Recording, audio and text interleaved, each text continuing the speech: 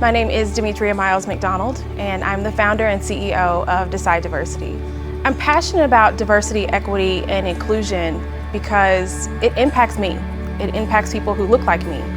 It impacts people who come after me, and we have to get this right. We owe it to everyone to get this right, finally to get this right. I worked at an organization where I didn't feel like I belonged. I didn't feel included. I didn't really see a path for me to grow within the organization, and I don't want anyone else to feel that way.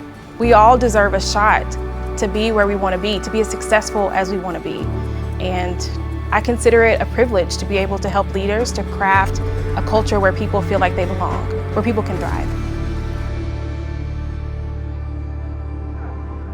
The earliest time that I can remember not feeling a part of the team, not feeling a part of the family, was when I was 16 years old working at a fast food restaurant. This particular night, it was Halloween, and all the families come dressed in their Halloween outfits. They were sitting out on the patio, kids were eating ice cream, sorting through their candy. And I happened to look up as I was delivering food, and I saw a red truck pull into the parking lot. And in this red truck, there were 3 people. There were 2 people on the inside of the truck and 1 person in the bed of the truck. And also in the bed of the truck was a Confederate flag, waving proudly. All 3 were dressed like the KKK. And in that moment, I knew I had to do something. My parents, they taught me growing up that if I see something that's not right, I have to do something. I have to say something. So I'm going through all the different scenarios in my head of what I could do and what I should do. And when I finally land on one, I look up and they're gone. And I'm like, phew, I don't have to say anything. I don't have to do anything because they're gone. And I'm 16 years old. Who at 16 wants to do something like that? A few minutes later, they come back. I'm like, I've got to do something. And so I go to my manager and I say, maybe I should just go home. I'm not feeling welcome. I'm not feeling like I belong. I feel very uncomfortable right now. So I'll just go home for the evening. And my manager said, well, what's wrong? And when I shared with her what I saw and how I felt, she said, I'll take care of it. And I didn't see that red truck for the rest of the evening. I didn't see those 3 guys. Everything went on as normal. The next day I come into work and my manager hands me an envelope.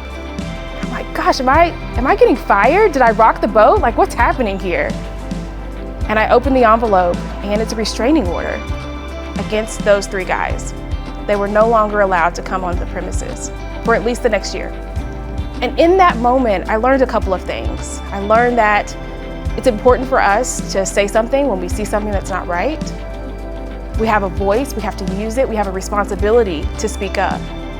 But I also learned that there are allies, that there are people who are in powerful positions that also have a responsibility to do something, to speak up and to take action. I think that was the first moment that I recognized and realized that I was powerful too.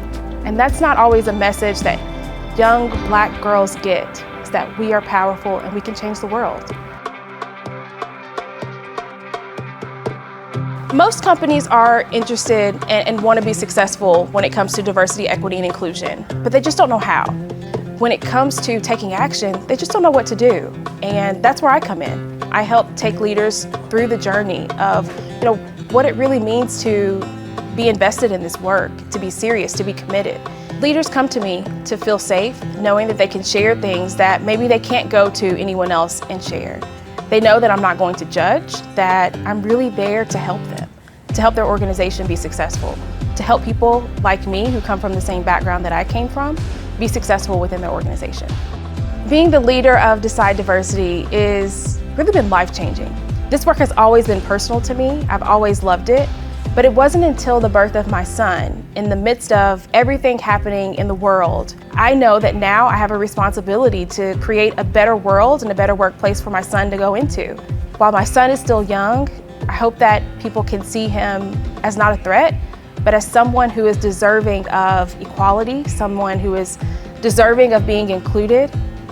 And even as he grows older, he grows into adulthood, I hope that we've created a world together where people like my son and so many others feel welcome, they feel like they belong, they really feel like they are a part of the thread that makes all of our organizations successful. That's why I do this work. One of the main reasons why I started Decide Diversity was because of my own experience. My previous employer ran a marketing campaign for a new product, and as part of this marketing campaign, they used some words and phrases that were really offensive. So I went to the CEO and to the president of the organization and expressed my concern, not only from a brand perspective, how it reflected on us, but how it could potentially hurt people and further exclude them from feeling included. Unfortunately, the CEO, he wasn't on board. He did not listen to what I had to say. He did not care what I had to say.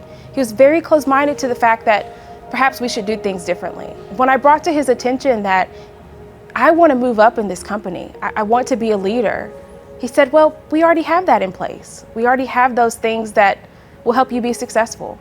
He was completely unaware of what type of culture was created that perhaps prevented people like me from achieving success.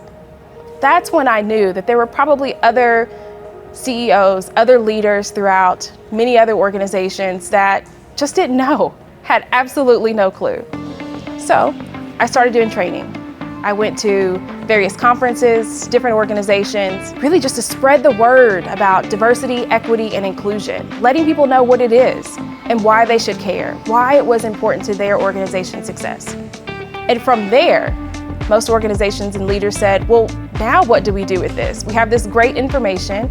You helped open our eyes to see what's possible. What do we do with it? Where do we go? That's how at Decide Diversity, we brought consulting to most organizations.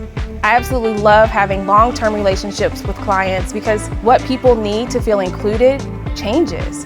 Every day we're creating new processes, new procedures, new programs, and we have to look at it through the lens of diversity, equity, and inclusion.